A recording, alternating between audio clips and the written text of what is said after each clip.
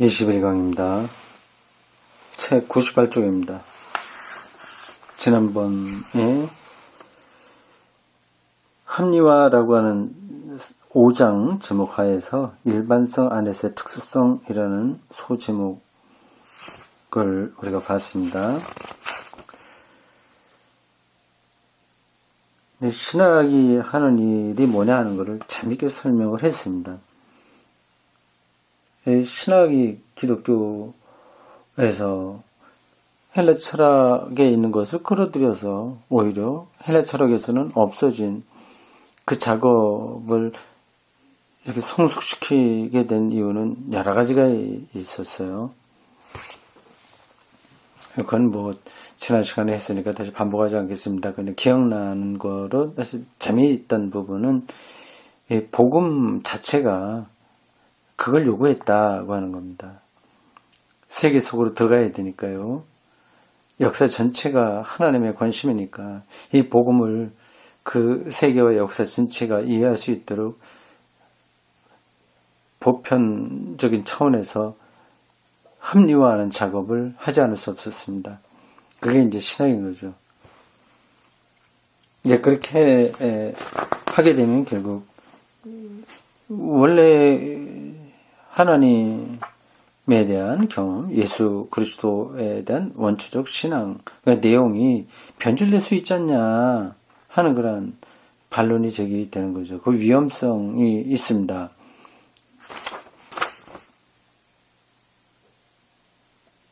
네, 그런 것과 연관해서 페타이아가 두 가지 점을 설명하겠다고 했습니다. 두 가지는 앞에 있는 것들을 이제 압축한 거예요. 하나는 그 소프트웨어라고 할까요? 그 사유 사상에 대한 거고요. 그게 이제 기독교 복음을 사상적으로 철학적으로 보편화하는 작업이고요.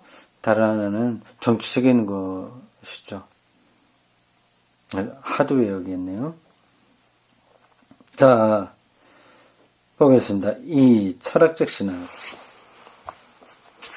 잠깐만, 그러면 3번은 제목이 어떻게 될까요? 철학적 신학은 사상적인 보편화, 금지를 다루는 거라고 한다면, 그다음에 점수 문제는 3번에 정치신학이라고 되어 있는데 111쪽 됐습니다. 합리화 과정인 신학의 역사적 발전을 세부적으로 서술하는 과제를 신학 입문서인 본서가 떠맡을 수는 없다. 이건 교리사에 해당하니까 굉장히 방대한 건데 개론서로는 감당할 수 없죠. 다만 이 발전의 역사적 단계들을 지적함으로써 구조적 발전의 가장 중요한 요소들을 언급할 수는 있다. 첫째 요소는 보편적 구원을 약속하는 그리스도의 복음과 고대 후기 철학의 통일 사상의 만남 속에 있다. 고대 후기는 기독교가 막 시작하고 발전하던 그 시기를 가리킵니다. 신플라톤주의가 지배적이었죠. 이게 스토아하고 플라톤주의 두 가지를 피다이아는 말하고 있습니다. 그리스도 복음과 이것의 이 그리스 철학의 통일이라고 하는 거죠. 그게 만났어요. 통일사상. 이 통일사상이라고 하는 표현이 적합하지는 않네요. 통일교가 생각날 수도 있습니다. 아인하이츠덴켄, 이건 하나, 단일 이런 뜻이고 덴켄 이거는 생각한다는 뜻입니다. 통일보다 일치라고 하는 게 나을 것 같습니다. 일치. 일치가 더 낫네요. 통일이 아니라 일치. 네, 견우 2세기 이래 그리스도교 선교 사상가들은 그리스인들이 추구한 인류의 보다 높은 삶의 지극히 숭고한 표상에 비추어서 모두 인용한 건데 어딘가 볼까요? 예거라고 하는 사람의 책에 나온 거군요. 다스 후리에 크리스텐툼 초기 그리스도교와 그리시셰 빌ung 그리스 교육이라고 하는 겁니다. 이 책에 나온 걸 인용했습니다. 그리스도교를 보려고 노력했다. 그 그리스의 고상한 교양과 사상에 비추어서 기독교를 보려고 노력했다고 하는 거죠. 그리스인들이 인류에게 가져다 주었던 보다 높은 삶은 이성의 도야를 통해 주어진다. 이성, 페노프트. 이성은 신적인 것을 말하고 사고와 생활 형태의 엄격한 단련을 통해서 신적 존재에 참여하고 제어되지 않은 신화적인 대중적 신앙에 대한 맹종을 비판적으로 극복할 수 있다. 그렇죠. 초기의 호교론자들에게는 그리스도교의 복음이 이러한 묻히기만 신화가 아니라 비판적 이성의 요구 앞에서 참된 철학으로 입증될 수 있음을 보여주는 게 중요했다.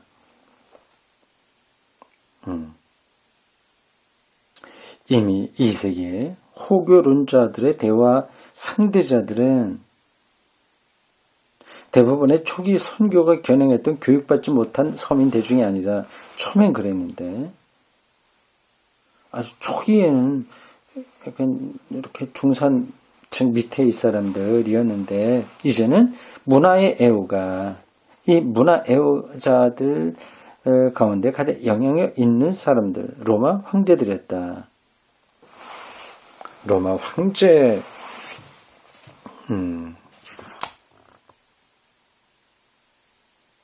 8번 각주에 보면 유스티누스가 나오네요. 네, 그것을 인용한 겁니다.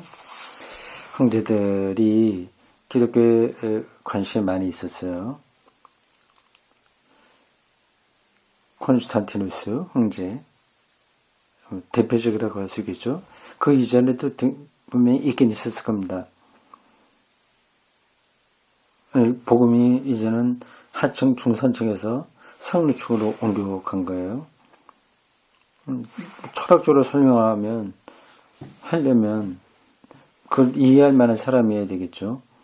참된 신에 대한 토론과 그리스도교 복음의 변호를 가능하게 했던 공동의 집안, 참된 신에 대한 논쟁을 지탱했던 합의점은 후기 스토아 철학과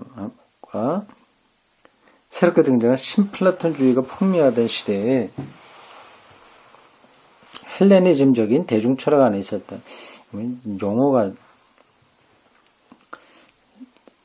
비슷비슷하기도 하고 차이도 나고 좀 따라가기 복잡하죠. 후기 스토아 철학, 신플라톤주의, 헬레니즘 뭐 비슷하다고 보면 됩니다. 뉴슨이 이렇게 물었다. 철학자들의 모든 노력은 신을 겨냥하고 그들의 탐구는 언제나 우주의 운행과 섭리를 다루지 않는가? 또 신의 문제를 탐구하는 것이 철학의 과제가 아닌가? 앞에서 나온 터툴리아누스는 복음과 철학, 예루살렘과 아테네를 거리가 먼 것으로 본 반면에 유스티누스는 거의 하나 되는 것으로 봤습니다. 일치하는 것을 본 거죠. 물론 그리스도교의 신앙 고백에 대한 철학적 작업은 그리스도교의 신이해를 변경시키지 않을 수 없었다고 그러네요. 신이해를 변경시키지 않고서는 안 됐다는 건가요? 그러면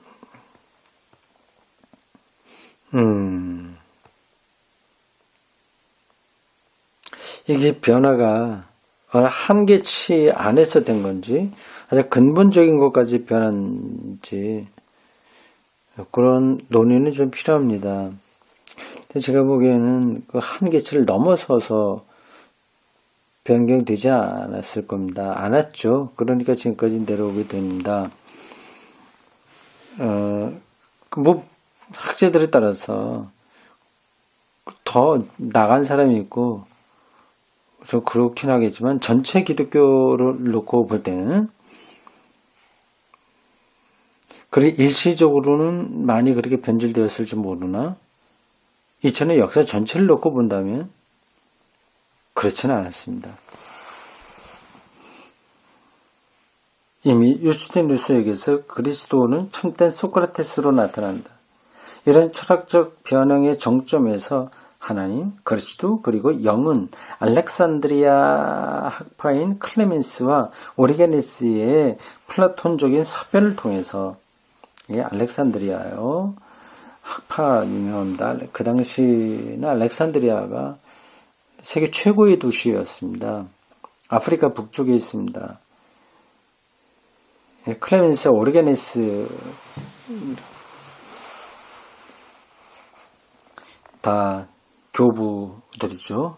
이 사람들이 플라톤 사변을 통해서 후기 유대교적 특성을 완전히 벗어버렸다. 어떤 묵신문학적이라거나 이런 것들이요. 유대교 후기 유대교적 특성이거든요. 하나님이 직접 와서 통치한다. 인자가 오신다. 뭐 이런 것들이요. 이제 원초적인 그런 하나님 경험들이죠. 그걸 벗어버렸다. 그러면서 사변적으로 설명했다 하는 거예요. 220년경에 알렉산드리아에서 오리게네스가 쓴 원리들에 대하여는 그리스도교의 본격적인 신학 서적 가운데 하나로 간주될 수 있다. 오리게네스는 184년에서 254년 살았던 사람입니다. 오래 살았네요. 70살이니까 그는 헬레니즘적 학교와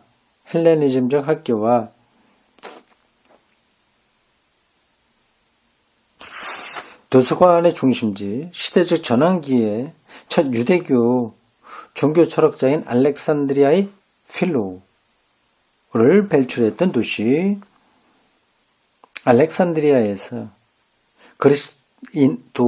그리스도인으로 성장했다. 오리게네스를 지금 설명하고 있습니다. 아주 유명한 교부예요. 어거스틴보다 훨씬 전 사람입니다.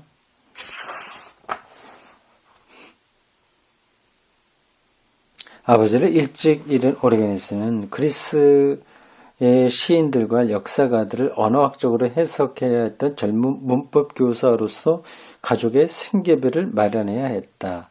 신학을 위해 꼭 필요했던 그리스 언어학과 대중철학의 소양을 지닌 그는 정신적 스승인 유스티누스처럼 교양인들을 위한 그리스도교 선교에 헌신했다. 교양인들을 위한 지식인들을 위한 거죠.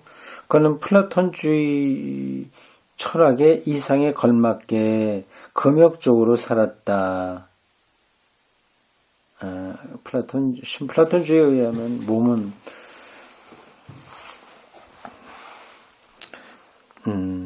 추한 거니까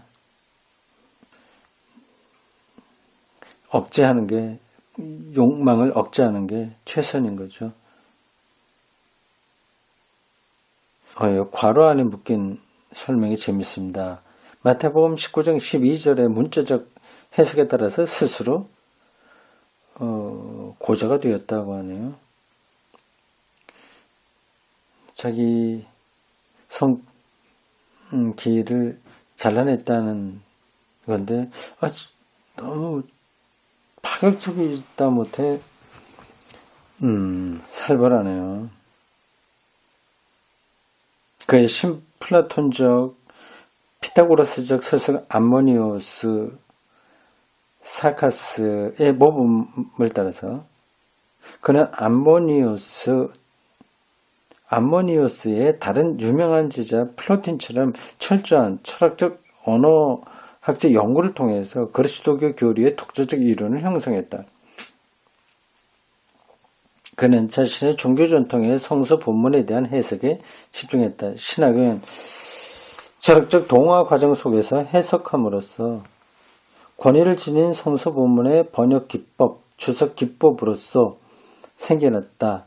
그리스도교 교사 또는 첫 세계적 체계적 신학자의 전형으로서 오리게네스의 다음과 같은 요소들이 두드러진다. 이런 단락은 제가 지난 거의 1년 동안 강독한 폴 틸리히의 그리스도교 사상사에서 다뤄진 것하고 비슷합니다. 그때도 정신없이 읽고 강독을 했는데 머릿속에 그림은 그려져 있어요. 그러나 오리게네스 이 사람이 어떤 얘기를 구체적으로 했는지를 다 기억하지 못합니다. 그는 헬레니즘적 철학과 언어학뿐만 아니라 수학, 기하학, 생리학, 고대 우주론과 천문학에 대한 과학적 지식들을 포함한 보편적 교양을 대변한다. 여기서 한 시대의 지식이 전통의 본문들과 관련되며 이 전통은 교양에 있는 사람들의 공적인 의식에 광장해서 정당화된다. 철학과 학문들 안에서 표현된 현실 이해가 고유한 종교 전통을 지닌 성서의 주장과 대면한다. 이 전통은 공적 이성의 광장 앞에서 진리로 입증되어야 한다. 전통의 진리 문제가 신학의 태동회로 이끈다. 굉장히 압축적으로 지금 설명을 했습니다. 이거 제가 다시 또 되풀이해서 설명하지 않겠습니다.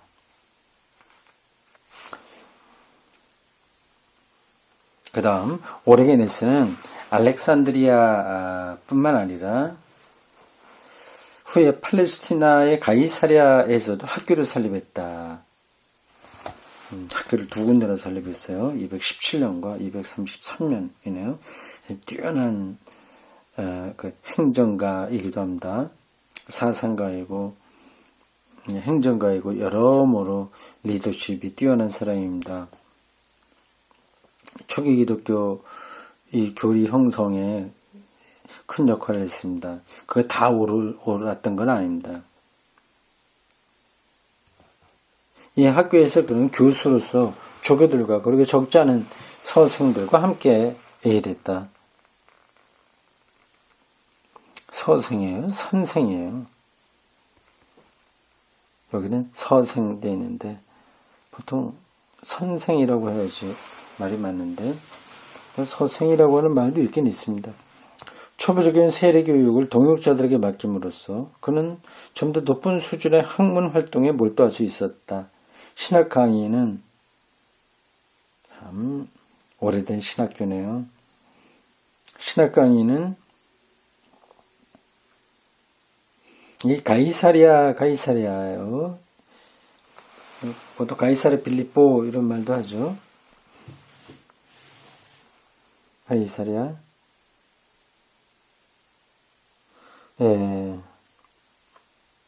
유대 지역을 통치하는 로마의 이 총독이 머물던 곳입니다. 신학 강의는 수학에서 윤리학에 이르는 낮은 단계의 학교 교육을 완성시키는 정점이다. 신학은 학교의 참된 지혜로서 지식인의 보다 높은 진리다. 따라서 오리게네스는 가이사리아에서 가능한 한 큰 도서관을 세우려고 했다. 신학은 높은 수준의 학교에서 책들의 학문으로 생겨난다. 다음, 오리게네스는 좋지 않은 환경에 쫓겨서 지식의 중심지인 알렉산드리아에 머물지 못하고 여행을 한다. 연구 여행을 통해서 그리고 아랍, 그리스, 로마의 문화권에서 다양한 교수 경험을 통해서 참으로 세계 시민적 학식을 얻게 됩니다. 신학은 다양한 문화의 접촉을 통해서 생겨난다. 그러나 오리게네스는 사회로부터 유리된 대학교의 학문 활동에 매몰된 부르주아적 교수로서 활동하지 않는다. 그러나 언제나 평신도 설교자로서 교리 교사와 선교사로서 활동한다. 그의 신학은 지식 자체를 추구하지 않고 그리스도교의 영지, 즉 실천적인 신앙 지식을 추구한다. 오르게네스는 그가 교회 안에서 믿는 것을 이해하고 이해된 것을 신앙적 실천을 위해 활용하려 한다. 이미 여기에 신학은 신앙의 실천적 이론으로 나타난다. 실천적 이론. 재미있는 표현입니다. 신학은 신앙의 실천적 이론. 끝으로 오르게네스는 그의 스승 아모니우스의 다른 위대한 제자 플로틴과는 플로티누스를 얘기하겠죠. 플로티누스도 유명합니다. 의식적으로 문필가로서 활동했다는 점에서도 첫 신학자들 가운데 한 사람으로 간주될 수 있다. 체계화를 향한 복음을 체계화, 보편적인 체계화죠. 체계화를 향한 그의 강한 의지는 문자적 확정과 통제할 수 있는 텍스트를 요구한다. 이로써 신학은 한 종교의 성서에 의존하는 점에서만이 아니라 신학 자체가 다시 번역과 주해를 요구하는 신학적 텍스트의 문고를 이룬다는 점에서도 텍스트의 학문으로서 정립된다. 예, 성경을 그냥 달달 배우고 뭐 하는 것이 끝나지 않고 그것을 해석하고 주석하고 해석하고 다시 변증하고 그리고 그걸 써놓고 그걸 다시 한번 이어가고 거기서 공부를 하고 그렇게 신학이 확장되는 거죠. 그걸 가르쳐서 텍스트의 학문이다 이렇게 표현했네요. 텍스트의 학문. 텍스트가 중요하다는 사실을 또 다른 때 여러 번 이야기했습니다. 성서가 텍스트예요. 텍스트에 이르기까지 많은 사건들이 거기에 들어 있습니다. 그게 또다시 설교나 신학책에서 텍스트가 되고 하죠. 오르게네스의 가장 중요한 두 저서는 오늘까지도 신학의 기본 재산으로 남아있다. 소위 헥사플라는 언어학적 연구로서 처음으로 성서에 통제할 수 있는 본문을 확정하려고 한다. 통제할 수 있는 본문, 확실하게 아는 것, 대답을 해놓는다는 거죠. 이를 위해서 오르게네스는 호모의 시들의 전승 과정에서 단련된 헬레니즘적 본문 비판의 예를 따라서 첫째 난에 구약 성서의 히브리어 본문을 놓고 그가 입수한 그리스어로 번역된 모든 본문들을 첫째 난 옆에 있는 5개의 난들 속에 배열했다. 참 체계적으로 했네요.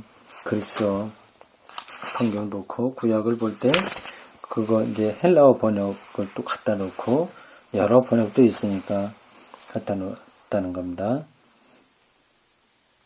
그리고 가능한 충실한 원문에 도달하기 위해서 이 본문들을 비판적으로 주의했다. 역사 비평이 거기 그때 시작되는 거예요. 본문 비평이라고도 하고요. 예, 그러네요. 히에로니무스가 이 본문을 라틴어로 번역한 후 이 언어학적 기법은 천년 후에 다시 르네상스에 의해서 받아들여졌고 근대 신학 연구에 포기할 수 없는 부분이 되었다. 예, 대조하면서 정말 원래 오리지널 텍스트가 뭐냐를 찾아가는 공부 방법론이었습니다. 따라서 오르게네스는 신학 언어학, 즉 학문적 주석의 창시자로 간주될 수 있다. 굉장히 높이 평가하네요.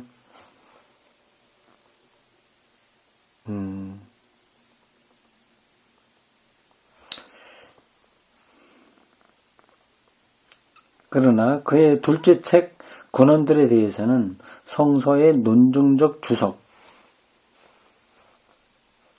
즉 호교론적 교의학적 형태의 조직신학의 효시하다.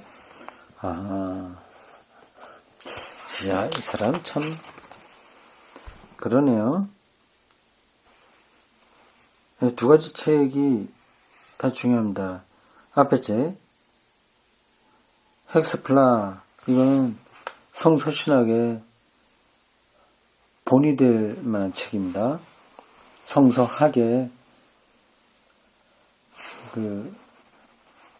뭐라고 해요? 원형이라고 해야 될까요? 그런 겁니다. 근데 두 번째 책 신학도 그렇게 중요합니다. 조직신학의 효시였다. 이게 성서신학과 조직신학 가장 중요하죠. 신학의 분과 중에서요. 그거는 중요하다 아니다 말하기는 그렇습니다. 그걸 어떤 관점으로 보느냐에 따라서 또 교회 사이에도 중요하다고 할 수도 있고 실전 신학이 중요하다고 볼 수도 있습니다. 근데 어쨌든 그런 걸 다 전제하면서 성서의 근원을 찾아가는 게 중요하다고 하는 건 분명한 것이고요. 그리고 기독교 교리를 말하는 것이 중요하다고 하는 것도 분명한 거 아니겠습니까? 이 성서신학과 조직신학에서 아주 오래전에 오레게니스가 모범을 만들어 놓았습니다. 이 책이 예증적으로 보여주듯이 고대의 신조들을 구조화시킨 잠재적 체계뿐만 아니라 철학 개념이 전통의 이러한 합리화를 위해서 주도적 역할을 했다. 철학 개념이. 존재가 뭐냐, 논리가 뭐냐, 인식이 뭐냐, 이게 다 철학 개념들이거든요. 세계의 원리가 뭐냐 하는 것들을 그리스 철학에서 많이 다뤘습니다. 일자다. 뭐 그렇게 있어요. 그런 것들이 있습니다. 이미 이 책의 모호한 제목은 페리 아르콘이라고 되어 있습니다. 창세기와 요한복음의 태초의 헬라어로는 아르케라고 하는 겁니다. 태초를 그리고 그렇게 함으로써 신앙의 전통을 가리킨다.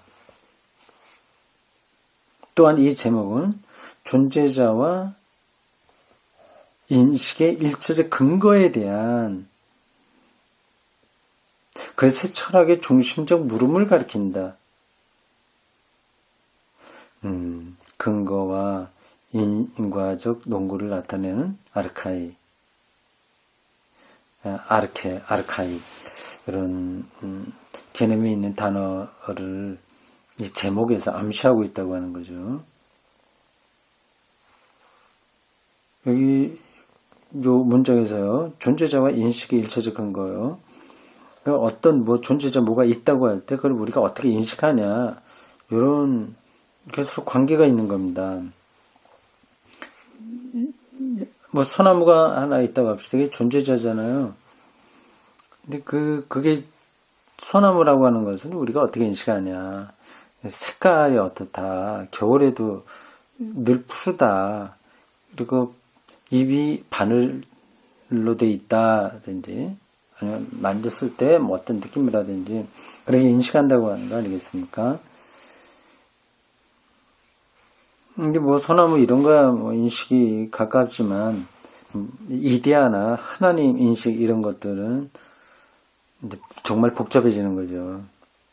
하여튼 그런 철학적인 존재와 인식의 어떤 관계 속에서 이걸 기독교 교리를 말할 수밖에 없다. 그렇죠. 이런 의미에서 첫 번째 본격적인 신학서의 제목은 신앙의 기본 과목으로 옮길 수 있다. 이 제목을 이렇게 바꿔도 된다는 거죠.